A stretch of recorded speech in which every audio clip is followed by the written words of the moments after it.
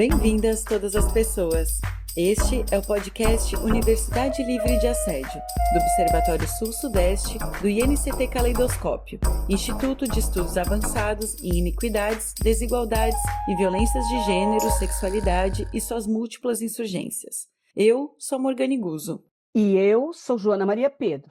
E a gente aqui vai conversar com quem tem pensado, criado e aplicado políticas de enfrentamento às violências e assédios nas universidades. E também criado ações afirmativas de equidade de gênero, raça e classe na ciência.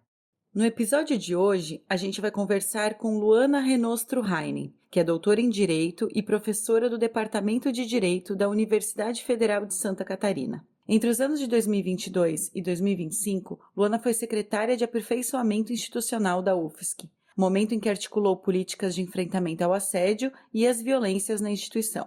Resultado da sua articulação também foi a aprovação da Política de Prevenção e Enfrentamento ao Assédio e à Discriminação no fim do ano passado. Luana, muito obrigada por aceitar conversar com a gente. Para começar, você pode nos contar um pouco da sua relação com o feminismo e de que forma o tema do enfrentamento às violências de gênero se insere na sua atuação acadêmica? Olá, Morgane. Olá, professora Joana. É um prazer estar aqui para fazer esse diálogo com o NCT, que tem pesquisas fundamentais sobre a equidade de gênero. Eu me considero uma pesquisadora feminista, né? Uma mulher feminista. Ainda que eu não tenha feito no mestrado e no doutorado pesquisas sobre temáticas relacionadas aos direitos das mulheres, eu sempre fui uma pessoa com um ativismo feminista.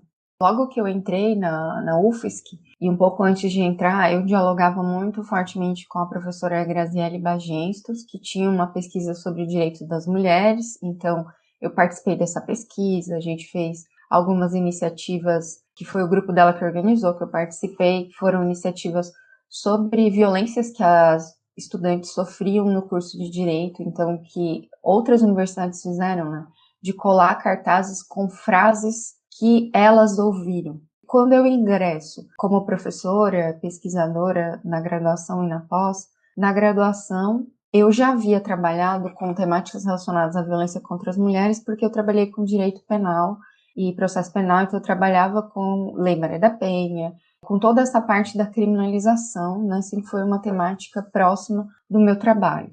Eu dei aulas de Sociologia do Direito, e na Sociologia do Direito eu trabalhava bem especificamente a questão da violência contra as mulheres, tanto a Lei Maria da Penha, quanto como é que os movimentos feministas foram se articulando em torno da construção dessa legislação que possibilitou uma abordagem bem específica brasileira em torno dessa violência, né? E que não é uma lei fundamentalmente criminalizadora. Trabalhava muito também com a questão dos estereótipos de gênero. Então, como que o Poder Judiciário lia as mulheres nesses processos de julgamento, nos crimes sexuais também. Então, tem todo um debate dentro do direito penal, né? Sobre a não responsabilização de homens no estupro marital, por exemplo. Então, eu já vinha nessa discussão e sempre me mobilizou muito essa questão do estereótipo de gênero, como as mulheres são tratadas nos processos judiciais e que a gente vê aí até hoje, né? Isso pesa muito, as mulheres não são sujeitos de direitos, se espera delas um papel social que, quando não cumprido, elas são submetidas a diversas formas de punição. E essa punição é uma punição que começa em casa, com a violência moral, mas aí com a violência física também, e se reproduz no Poder Judiciário, quando elas não são reconhecidas como sujeitos de direito, e esse tipo de violência é naturalizado ou é aceito, e não tem responsabilização, não tem punição por parte do Poder Judiciário.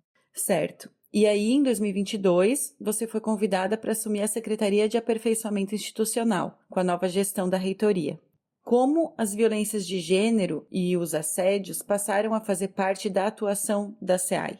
A SEAI é uma secretaria que não é comum em outras universidades. Ela foi criada com o perfil de ser um órgão de assessoria jurídica do reitor. Então, nas outras instituições, em geral, quem faz esse papel é a Procuradoria Jurídica, a AGU. E a SEAI, além de fazer essa assessoria jurídica do reitor, que inclui fazer pareceres nos processos de competência do reitor, então a gente está falando de PADs, mas ela também trabalha com a gestão da integridade, também trabalha no contato e na resposta direta aos órgãos de controle, principalmente Ministério Público Federal, polícias. Então, nesse contexto, eu me envolvi muito pelo meu perfil, por já ser uma pesquisadora feminista, por já estar preocupada com esses temas. Dentro dessas áreas, dentro dos PADs, você tem outros tipos de violência, mas as violências que mais me mobilizavam nos PADs eram os assédios. Então, nos primeiros julgamentos, nos primeiros processos que a gente teve ali, eu percebi de cara a reprodução de estereótipos de gênero que eu já percebia no processo criminal e nos estudos que eu fazia. Então, isso me preocupou muito. E ver que na universidade a gente seguia o mesmo caminho. Né? Nos PADs havia esse julgamento. Então, aquela perspectiva de colocar as mulheres como vingativas, as mulheres denunciam porque querem se vingar, porque elas perderam um suposto relacionamento que elas almejavam. Isso me preocupou muito, e os estereótipos não apareciam nos textos. Eram as pessoas que participavam, os servidores que trabalhavam nos processos que me diziam isso. Então, eu comecei um trabalho educacional mesmo, dentro da instituição. Então, a gente lê o texto da Amia Srinivasa, o capítulo dela Não Dormir com Seus Alunos, do livro Feminismo, Direito ao Sexo no Século XXI. Então, os servidores que trabalhavam no setor leram, nós discutimos esse texto. Eu elaborei um projeto de pesquisa sobre assédio, criei um projeto de iniciação científica, então eu comecei a orientar a Maria Eduarda sobre esse tema, que foi a bolsista selecionada, e depois fez um trabalho incrível de um levantamento, porque daí eu queria entender como é que isso funcionava em outras instituições. Se eu estava vendo essa reprodução de estereótipos ali, como é que estava a responsabilização do assédio em outras instituições? A Maria Eduarda fez um levantamento via Lei de Acesso à Informação. E aí, como eu estava ali também, a gente conhecia, e por ser uma professora de direito, conhecia as ferramentas. Então, eu via que muitos pesquisadores não sabiam ainda da existência da Lei de Acesso à Informação. Então, a nossa pesquisa foi muito bem recebida, porque a gente conseguiu acesso a dados por usar esse caminho, né? A pesquisa trouxe muitos dados relevantes, e a Maria Eduarda acabou desenvolvendo o TCC dela sobre um tema. Foi, então, diretamente ligado com o que eu estava me preocupando no dia a dia do trabalho. Além disso, o que eu percebia? Uma dificuldade muito grande pelas diferentes instâncias da instituição, nesses diálogos com as estruturas que já existiam, uma falta de orientação jurídica, uma falta de compreensão de como funcionavam os processos, e principalmente as alunas, as vítimas, as professoras que procuravam ajuda também, o que ia acontecer no processo, quais os riscos, quais as situações. Então, teve uma situação muito ruim de um processo, um PAD que estava tramitando, e que as alunas tiveram que depor na frente do investigado. Isso, para nós do direito, é quase como um básico, assim. Não teria como não fazer pelo exercício de direito de defesa dele. Mas isso gera um incômodo, um constrangimento gigante, e entendo que isso faz parte de uma pouca discussão dentro do próprio direito e dentro do próprio processo das consequências dessa revitimização, do sofrimento que o assédio causa. Então, o que a gente começou? O que eu comecei a fazer ali? Construir toda uma perspectiva feminista que nos pudesse ajudar a sustentar juridicamente que a mulher não seria obrigada, em casos de assédio e violência de gênero, a depor na frente do acusado. E na percepção da necessidade de orientar juridicamente, como a gente não tem uma estrutura de uma pessoa que possa, em cada caso, orientar o que fazer, a gente precisa de um manual. E aí que a gente criou o Guia de Direitos das Pessoas Assediadas, com o objetivo de orientar essas pessoas, para elas saberem o que vai acontecer no processo, para já orientar, quando elas receberem da comissão do PAD a convocação do dia da oitiva, elas já responderem dizendo: eu me sinto constrangida, não quero falar na presença dele. Então, a gente fez toda uma orientação jurídica, porque a gente também não chega em todo mundo do PAD. Então, a gente pensou, precisamos orientar as vítimas. O ideal é que todo mundo que conduz os PADs tenha essa percepção, mas também para dar mais segurança jurídica para esse PAD, para evitar que esse PAD seja anulado, é importante que a vítima se manifeste nesse sentido, entende? Então, a gente pensou, difundir esse conhecimento entre as vítimas vai ser muito importante. e aí colocamos isso no manual. Fomos chamados várias vezes para dar palestra a partir da elaboração do manual, em vários centros, para discutir justamente o que é esse PAD, como denunciar, como fazer, o que acontece, explicar todas as etapas. Então, foi nesse sentido que eu me mobilizei muito em torno do tema, vendo as ausências de regulamentação, as ausências de orientação jurídica dentro da instituição, principalmente para as vítimas.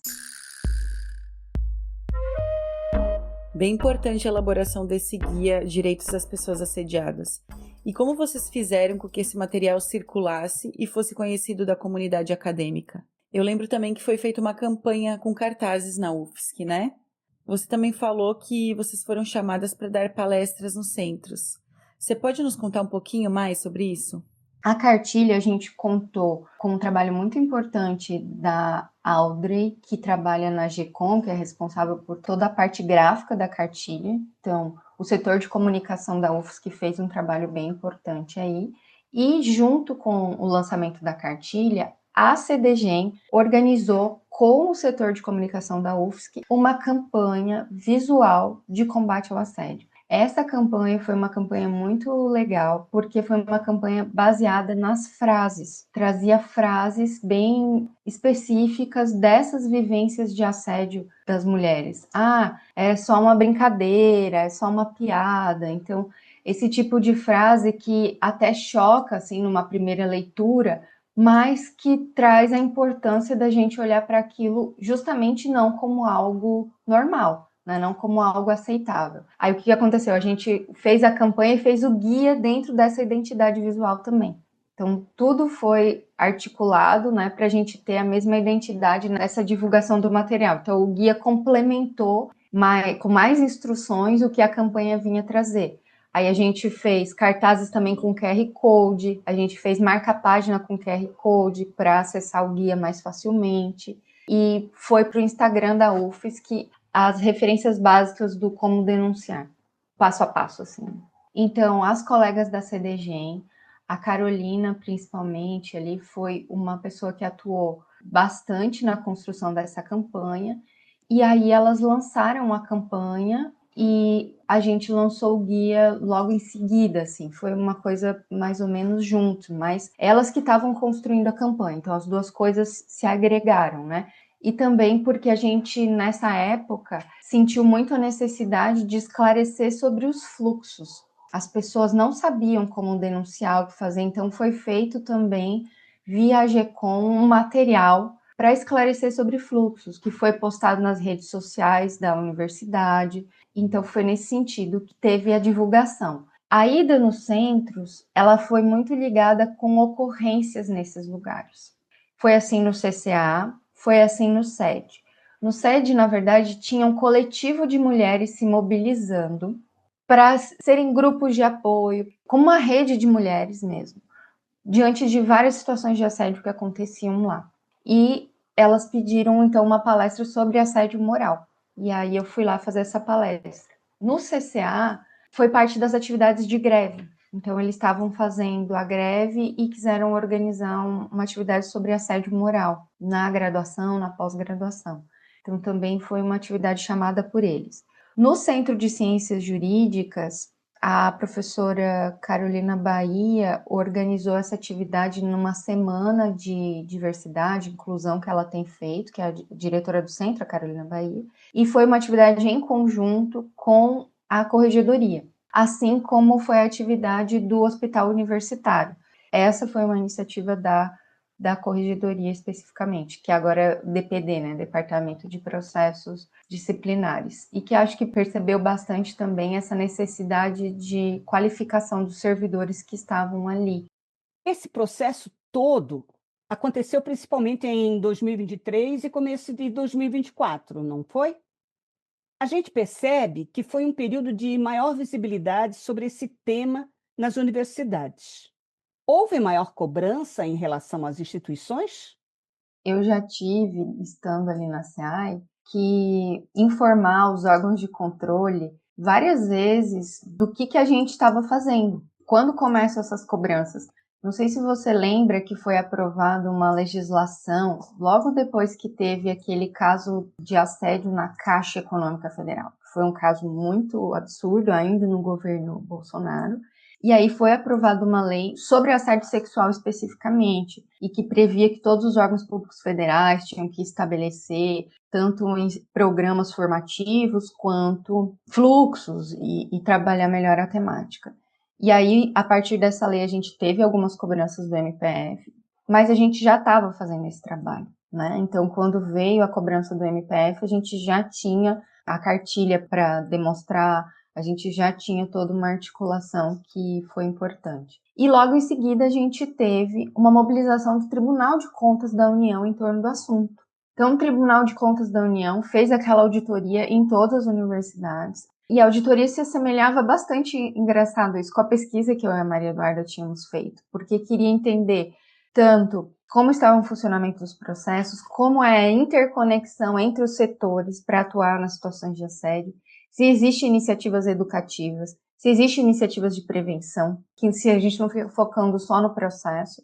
E aí, esse foi um trabalho bem interessante, porque a gente ouviu os auditores, conversou com eles, apresentou as iniciativas, e os auditores fizeram rodas de conversa com os trabalhadores terceirizados. Então, fui eu que articulei tudo isso. Entramos em contato com as empresas terceirizadoras de mão de obra, tivemos um diálogo. Esse foi um diálogo muito interessante, porque tem muitas reclamações de terceirizados sofrendo assédio, principalmente assédio moral. E essa conexão da universidade com as terceirizadas nem sempre funciona muito bem nesse trâmite ali. Então, os terceirizados e as próprias empresas não tinham essa clareza de que a ouvidoria é para eles também. Então, a gente teve que fazer um trabalho, todo esse trabalho também de explicar o que importa é o vínculo do assediador, independentemente de quem seja a vítima. A vítima pode ser estudante, pode ser terceirizado, pode ser professor, pode ser... O que determina quem vai apurar é o vínculo do assediador. Então, teve todo um trabalho de esclarecer os fluxos, de fazer os fluxos funcionarem adequadamente. E na vinda da CGU, a gente fez também rodas com estudantes, mobilizamos a PG, DCE, para que estudantes fossem falar com os auditores, e rodas com os servidores, né? Então, professoras, tais também foram ouvidas pelos auditores. Certo, e logo depois, em 2024, saiu o Decreto 12.122, né, que instituiu o Programa Federal de Prevenção e Enfrentamento do Assédio e da Discriminação no âmbito da administração pública federal, direta, autárquica e fundacional. Como isso se desdobrou aqui na UFSC? Esse programa estabelece uma organização centralizada de todos os programas dos órgãos federais e determina que cada instituição funciona como um órgão setorial desse programa. Então, a gente tinha um prazo de 90 dias para adequar as nossas regulamentações internas e, se elas não existissem, estabelecer essas regulamentações sobre assédio. E a Prodegesp convidou a SEAI para trabalhar nesse processo, porque o que existia na UFSC era uma regulamentação sobre assédio moral que estava sendo elaborada em decorrência da greve dos tais de vários anos atrás, e essa regulamentação tratava só do assédio moral e não dava conta de tudo aquilo que o governo federal estava estruturando. Então, eu assumi a frente da articulação desse GT e a gente fez toda uma adaptação da proposta que vinha sendo construída pelo GT para abranger não só assédio moral, assédio sexual e todas as formas de discriminação. Então, esse foi um trabalho bem interessante, porque o regulamento claramente abrange toda a comunidade.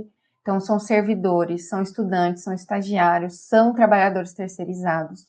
Então, a gente precisou fazer um diálogo com os setores da PROAD que trabalham com os trabalhadores terceirizados e que estabelece essa relação processual com as empresas para esclarecer como que seriam os fluxos de comunicação. Fizemos várias reuniões com a ouvidoria para esclarecer também esses fluxos de encaminhamento. Quando haja uma denúncia contra um terceirizado, por exemplo, que é mais raro, mas acontece também. Então, esses fluxos foram criados no processo de elaboração da nova normativa, em diálogo com os setores, né? fizemos reuniões com coordenações de curso, com os campi, porque a ideia da resolução é que ela seja não só punitiva, ou seja, que ela tenha os fluxos para responsabilização quando o assédio aconteça, mas também preventiva. Então, tem toda uma estrutura que abrange tanto o DAS, que é o setor que trabalha fundamentalmente com professores e servidores, mas também os fluxos de atendimento e acolhimento dos estudantes. Então, a gente criou, graças ao trabalho do Lucas, principalmente, junto ao DAS, uma porta de entrada única, que foi algo que desde o começo a gente viu que era um problema. Então, para pessoas que procuram ajuda na instituição, né, os CEAVs, e quando a pessoa chega ali, aí vai ter uma triagem que vai encaminhar ela para o atendimento, sendo servidor, sendo estudante. Eu diria que essa resolução ela é um marco também porque a gente conseguiu estabelecer nela muito claramente as condutas que configuram o assédio, tanto moral quanto sexual, que é algo que sempre tem dúvidas, especialmente o assédio moral, ele tem suas sutilezas, como ele não está regulado na legislação do servidor público federal, tem muitas dúvidas se aquela conduta configura ou não, então a gente estabeleceu ali, colocamos também o que não configura dentro da própria resolução, estabelecemos um artigo específico sobre consentimento, que é muito importante na minha perspectiva, dizendo que o silêncio não configura consentimento, né, que o consentimento tem que ser expresso, explícito, e para também tentar ultrapassar essa concepção tradicional de que um não pode ser um sim, né, no que diz respeito ao assédio sexual. Então, tem uma regulamentação específica ali sobre isso, e eu acredito que foi um avanço bastante grande, assim. Só para deixar registrado, essa resolução normativa número 221 foi aprovada pelo Conselho Universitário da UFSC em 18 de novembro de 2025 e publicada no Diário Oficial agora em fevereiro de 2026. Ou seja, ela acaba de entrar em vigor. O que a gente queria saber, Luana, é como é que a comunidade universitária reagiu a essas mudanças e movimentos que vocês estavam fazendo em torno desse tema. Olha, são diferentes reações. Quando começa a divulgação nas páginas das redes sociais da UFSC, de como são os fluxos para realizar denúncia e tal, e muitos lugares também que a gente ia levando as informações, uma reação recorrente era a sensação de impunidade.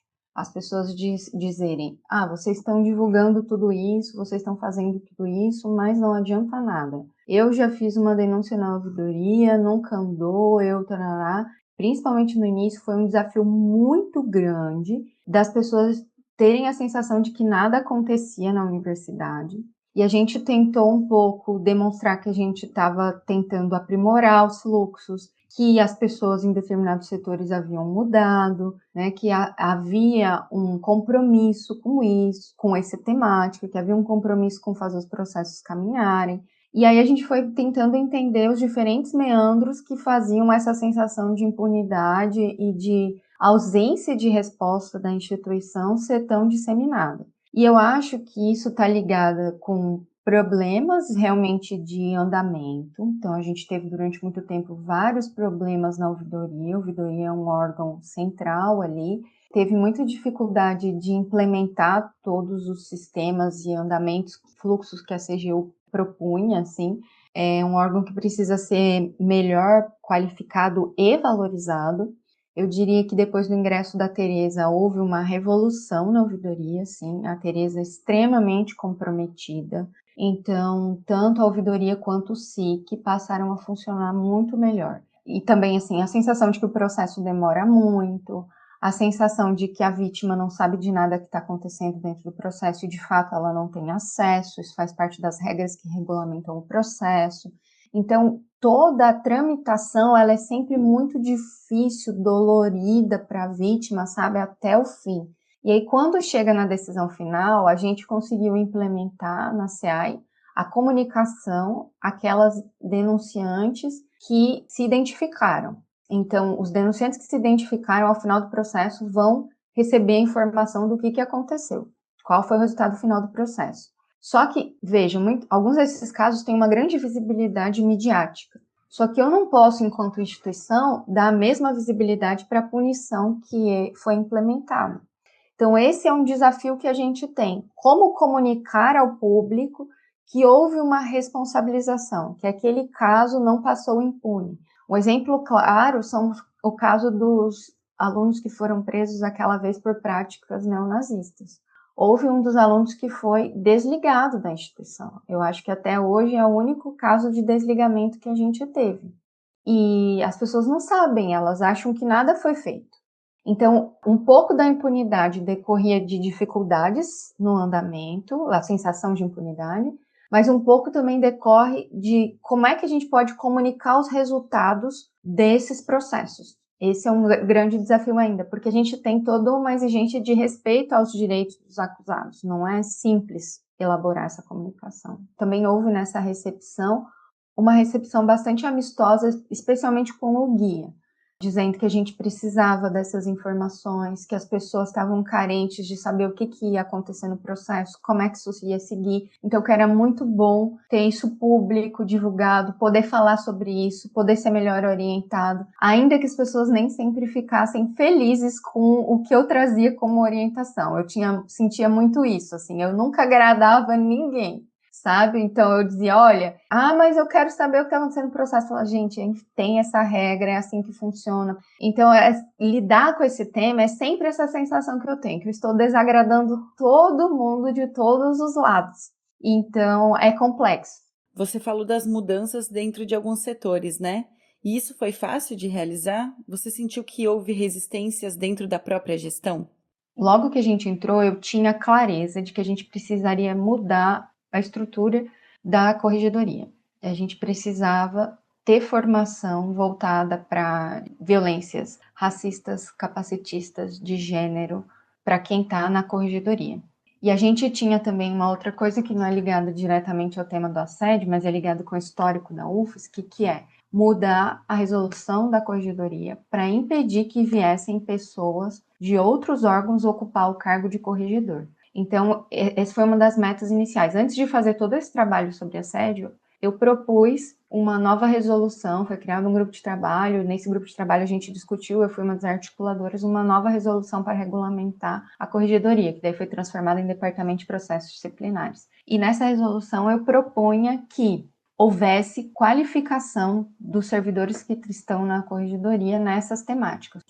E eu tinha que discutir com membros da alta gestão sobre a proposta. Num dia, né, numa dessas conversas, o colega me diz assim, bom, não precisa desse tipo de formação para quem está na corregedoria. Porque quem está na corregedoria tem que falar de accountability e tal. Aliás, para deixar de ser machista, basta conviver com mulheres. Então, essa foi a frase que eu tive que ouvir dessa gestão e que se diz a gestão que dá poder real para as mulheres. Eu fiquei muito indignada e reivindiquei, falei que não era assim que as coisas funcionavam, que precisava sim e tá. Então, isso para mim deixa claro que se a gente não tiver pessoas sensíveis à temática, pessoas com o mínimo de compreensão, a gente não consegue implementar as ferramentas necessárias para lidar com o assédio. Então, a recepção encontrou, ao mesmo tempo, essa sensação de impunidade. As medidas que a gente estava fazendo encontraram resistências internas, como essa que eu narrei agora. Eu, pessoalmente, tive que enfrentar situações de que eu comecei a ser vista como... Eu escutei essa qualificação que eu recebi, perseguidora de homens. Então, que eu estava perseguindo os homens da UFSC com essas políticas, com a maneira como eu estava atuando nos PADs. Então, comecei a sentir esse clima, assim, de que eu estava incomodando. Chegava nas reuniões, de uma forma ou de outra, né? Eu tinha que escutar essas frases. Teve alguns centros que não queriam permitir que os cartazes fossem colados, esses cartazes sobre assédio. Então, também teve uma resistência por parte da administração de alguns centros da própria UFSC, né? Isso foi uma dificuldade. Luana, a gente gostaria que você fizesse um apanhado daquilo que considera que foram os avanços destes anos atuando na SEAI. Em termos de avanços, eu acredito que a gente avançou numa percepção mais ampla de que a universidade tem hoje uma política de combate ao assédio e que o assédio não é mais tolerado da maneira como já foi em algum momento. Então, isso se ampliou. Não decorre só do nosso trabalho, houve uma mobilização nacional em torno do tema. Quando a gente trata de assédio, a mobilização dos movimentos feministas e das mulheres é muito importante, inclusive caso a caso. Se não houver mobilização do movimento em torno do caso, o risco de não ter responsabilização é maior. Então, isso também projeta. Eu percebo que os gestores têm muito medo de serem expostos como pessoas que não se posicionaram. Então, isso está muito em voga no momento. Então, o avanço foi saber ter essa percepção que ela está junto com as políticas, mas ela está junto com o movimento feminista. Se o movimento feminista não estiver aí pautando tudo isso, essa percepção, ela não teria essa mesma força de que o assédio não é tolerado. Então, há uma percepção mais ampla. Há uma clareza maior hoje entre, principalmente, servidores, das pessoas que permanecem na instituição sobre os fluxos, sobre onde denunciar, sobre o caminho para isso. O caminho era, eu tenho a impressão assim, que ele era totalmente desconhecido. O fato da ouvidoria estar funcionando melhor, você não vê as pessoas fazendo mais esse tipo de reclamação de que a ouvidoria não caminha. Tem outros setores que a coisa ainda não anda tão bem, mas a ouvidoria se implementou muito bem na UFSC, assim, eu diria. O avanço de a gente ter documentos públicos que expliquem para as vítimas qual é o caminho, o que pode acontecer. Então, isso está acessível. Isso foi divulgado em amplas redes também, né, no Instagram, numa linguagem que a gente tentou fazer uma linguagem mais acessível, numa linguagem que fosse mais adequada para as dúvidas das pessoas que estão numa situação como essa. Então, acho que esse é um avanço. E um dos grandes avanços é a aprovação da política pelo Conselho Universitário. Então, a política de combate ao assédio e discriminação, que é uma política ancorada e costurada com o que o governo federal estava propondo. Então, o governo federal vai fazer também um monitoramento dessa política, o que vai contribuir muito para que a gente tenha que fazê-la funcionar. A UFSC vai receber cobranças e tem recebido durante todos esses anos do governo federal. O MGI tem feito um trabalho muito importante nesse sentido e o próprio Tribunal de Contas da União também. Avançou-se muito no âmbito federal geral e isso traz consequências para dentro da instituição, né? Então, eu diria que esses foram os principais avanços. E um outro, os setores dialogaram. Para que a gente pudesse elaborar essas políticas, todos os setores tiveram que dialogar. O que a gente faz, como é que anda, como que funciona. Então, muitas vezes os setores estão trabalhando sozinhos. Então, tá lá o pessoal da PROAF, tá o pessoal da Prodegesp que atende servidor, tá o pessoal da ouvidoria, tá o pessoal da corregedoria, tá o pessoal da CEAI e ninguém conversa. Então, conversar os setores entre si, entender melhor o que cada um está fazendo, fazer os fluxos funcionarem, estabelecer os fluxos, esses foram avanços bem importantes, eu diria. Central para funcionar. Se não tiver diálogos entre os setores e fluxos claros, não vai funcionar. Bom, agora, e a gente tentou colocar muito disso na resolução, né? Estabelecer na resolução esses avanços. Eu diria que consolidar essa compreensão de que a vítima não precisa ser ouvida na frente do agressor no PAD é um avanço bem importante para evitar a revitimização, porque isso vai fazer também com que, por exemplo, uma nova vítima, talvez às vezes do mesmo agressor, ela pode, em contato com aquelas vítimas anteriores, dizer, não, eu não vou denunciar, eu vou passar por tudo isso, sem contar o sofrimento, né, daquela pessoa. Tem bastante coisa. Mas pensando que só a aprovação das políticas não é suficiente, que desafios você considera que ainda precisam ser superados? Desafios. A gente precisa ampliar a nossa qualificação em termos de gênero para todos os setores, mas principalmente para os setores apuratórios, para as comissões de PAD. Quem atua nas comissões de PAD precisa ter uma melhor qualificação em torno do tema para compreender isso. Uma cobrança muito importante que o TCU tem feito e que precisa ser implementada, a gente colocou na resolução, mas agora vai para a implementação. Então, o desafio também é implementar a resolução e tudo que a resolução prevê. E dentro do PAD, que esses PADs de assédio, eles tenham diversidade de gênero. né? Eu preciso ter esse cuidado também na formação. Então, quem está na chefia do DPD, que é o Departamento de Processos Disciplinares, a antiga corregedoria, é central que essa pessoa tenha sensibilidade às temáticas de gênero, para que a gente tenha esse cuidado na condução dos processos. O perfil das pessoas que estão em posições-chave faz toda a diferença para a gente ter andamento dos processos, para a gente ter melhor resposta institucional. Então, tem que ser pessoas sensíveis às desigualdades de gênero, quando a gente fala de assédio fundamentalmente. E a pessoa tem que ter um mínimo de formação na temática, senão as pessoas reproduzem os estereótipos. Para mim, isso é evidente. Eu diria que o desafio mais amplo também ainda é da difusão da temática entre estudantes, tá? Porque os estudantes têm essa transitoriedade maior, então, para que eles saibam como denunciar, como buscar ajuda, então, ter essa comunicação institucional contínua, ela não pode ser só em um determinado momento, ela tem que ser contínua, para que todas as pessoas novas que estão chegando tenham acesso. Incluir isso na formação obrigatória dos servidores, todos os servidores da instituição. Esse é um grande desafio. Um outro desafio muito grande é nos campi. A gente não tem estrutura de acolhimento adequada nos campi para as pessoas vítimas de assédio.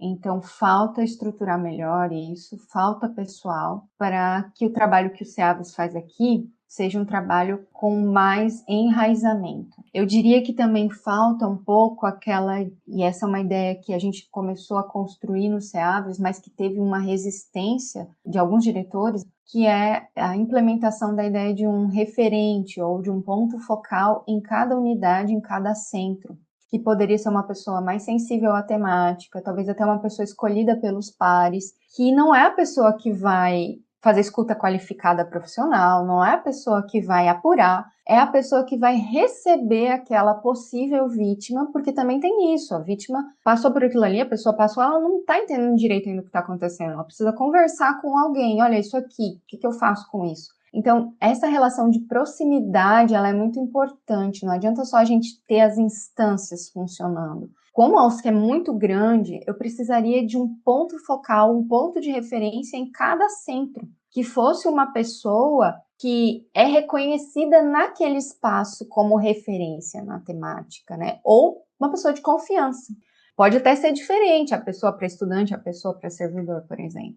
Mas falta isso para que a política chegue com mais proximidade nas pessoas. Essa pessoa teria a qualificação, né, de saber os caminhos, de orientar. Um outro desafio que a gente tem, que eu falei, né, que é esse da comunicação, de como comunicar os resultados dos processos, para que a comunidade tenha clareza das decisões que estão sendo tomadas, também é ter um banco de decisões.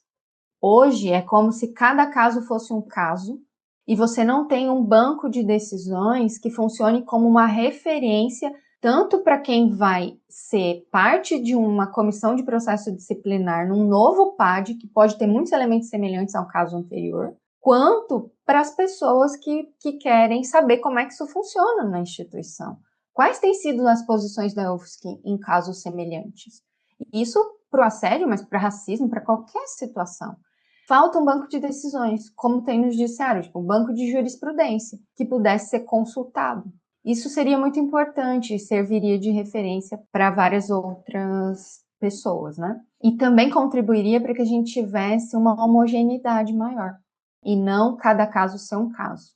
Agora, falando disso, eu me lembrei de uma temática sobre a qual eu não falei nada, mas que é muito relevante, que é processo disciplinar discente. Processo disciplinar discente é uma resolução de 1997, muito ruim, com tipos de condutas muito abertos. Ao longo dos anos, com a resolução de combate ao racismo e com a nova resolução de assédio, a gente propôs a mudança pontual para inserir essas condutas como condutas pelas quais os alunos podem responder.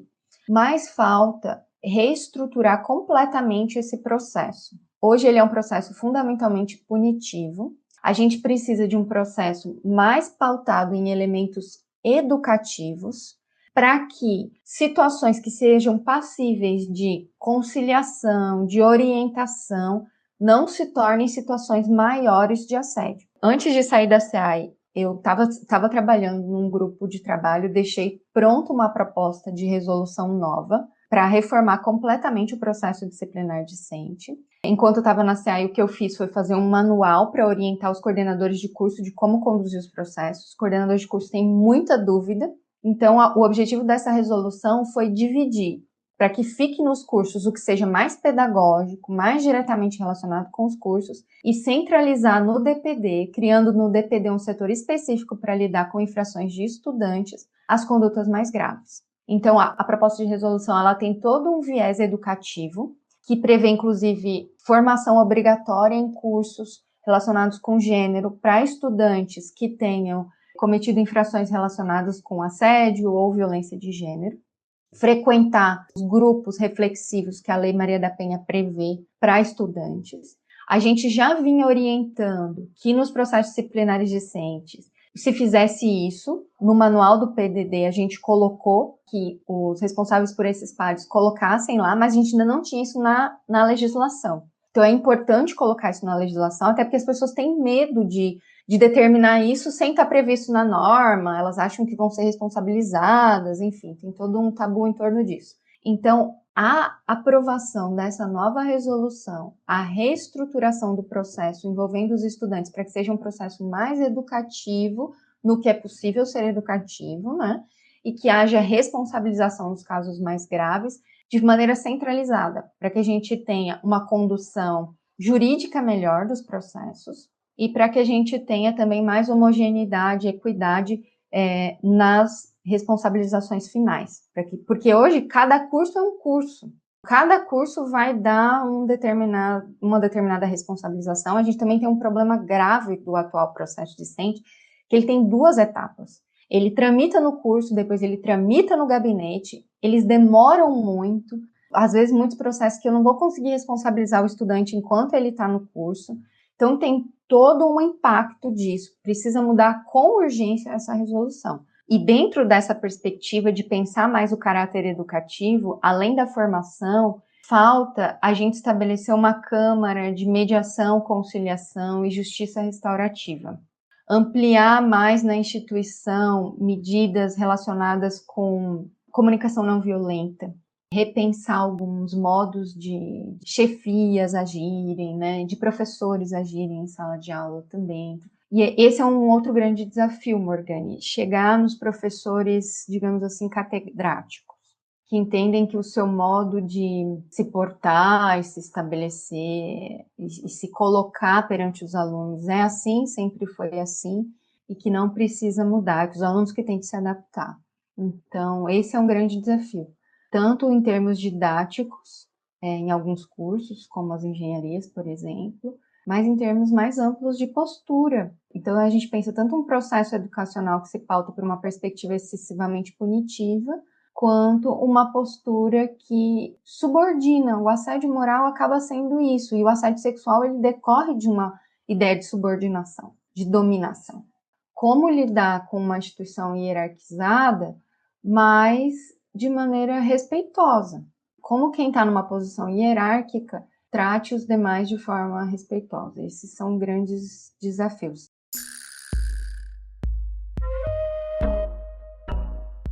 Esse ano é ano de eleição para a reitoria. De que forma essas políticas devem ser estruturadas para que não sejam interrompidas com a mudança de gestão? Perfeito. Eu acho que esse é o desafio de toda a política pública, né? Como se tornar uma política de Estado, assim. Então, como que uma política que a gente construiu, ela se enraiza o suficientemente para não mudar conforme mude o incumbente, né? Conforme mude aquele que está na gestão da instituição. A gente tenta amarrar isso juridicamente por meio da resolução, né? Estabelecendo metas, estabelecendo coisas que precisam ser realizadas. Então, a resolução ela é muito importante para estruturar a política de combate ao assédio. Mas, para que a gente tenha uma continuidade e uma efetividade, a cobrança e a disputa ela tem que ser contínuas. Os movimentos feministas, os movimentos de mulheres dentro da instituição vão ter que estar sempre levantando isso. E quando a gente vê, por exemplo, a Sara Ahmed, né, que tem toda essa discussão sobre assédio, ela fala isso muito claramente e eu concordo. A instituição, ela nunca vai dar as respostas completas e totais que a gente quer. A instituição tem vários limites. Nesse aspecto também é que entra o movimento social, a cobrança, a mobilização. Então, eu vejo isso como disputa contínua. A gente tem que estar constantemente levantando, trazendo. As mulheres precisam ter redes de apoio, porque a gente está lidando com elementos estruturais que são muito difíceis de encarar. E se no âmbito do governo federal, esse também é um desafio, a gente continuar com essa mesma orientação, a gente terá, enquanto instituição, cobranças sobre o funcionamento dessa estrutura que foi criada, né? Do Programa Federal de Combate ao Assédio e Discriminação. E os órgãos de controle também são mecanismos para cobrar que a instituição dê efetividade às suas políticas. Todas essas cobranças são centrais para que a política tenha continuidade e caminhe. Mas, para mim, a mais importante delas é a própria mobilização interna, a organização interna, que a gente consiga estabelecer isso como um patamar a partir do qual se avance, né? E que a gente não retroceda mais. O movimento tem que colocar isso, as mulheres têm que colocar isso, é daqui para frente. O que a gente quer daqui para frente? Então, para todas as gestões que venham a se colocar, né, e se apresentar, acho que isso é central. E a gente tem que investir fortemente em medidas de mudança da cultura institucional. E essas medidas incluem a permanência, a inserção de mulheres nesses espaços e pessoas dissidentes de gênero também, com compromisso com a luta feminista. E não só isso, com possibilidades reais de deliberação, de decisão, uma mobilização constante da comunidade e uma comunicação muito clara em torno de tudo isso, para que a gente tenha posturas claras, eu diria que posturas claras dos gestores quando essas situações acontecem, né, demonstrando que não são situações toleráveis, tudo isso contribui para colocar um limite muito claro institucionalmente também. Eu vejo como possibilidades essa construção realmente da política enraizada com os movimentos, sabe? Da política atenta às reivindicações que os movimentos estão trazendo e pessoas efetivamente comprometidas com essa luta. Porque se a gente não tiver uma pessoa comprometida com essa luta, o movimento vai ter um papel ainda mais importante, de estar mais presente, de estar mais junto, de fazer mais as reivindicações para que o funcionamento da política efetivamente se dê. Muito obrigada, Luana, por nos conceder essa entrevista. Obrigada também a quem nos escutou até aqui. Até o próximo episódio. Este podcast é uma produção do Observatório Sul-Sudeste, do INCT Caleidoscópio, Instituto de Estudos Avançados em Iniquidades, Desigualdades e Violências de Gênero, Sexualidade e suas múltiplas insurgências, sediado na Universidade de Brasília. Projeto com financiamento do Conselho Nacional de Desenvolvimento Científico e Tecnológico, o CNPq. Entrevista e locução, Morgane Guzzo e Joana Maria Pedro. Roteiro e edição, Morgane Guzzo. Vinheta, Luiz Moreto e Carla Bessa.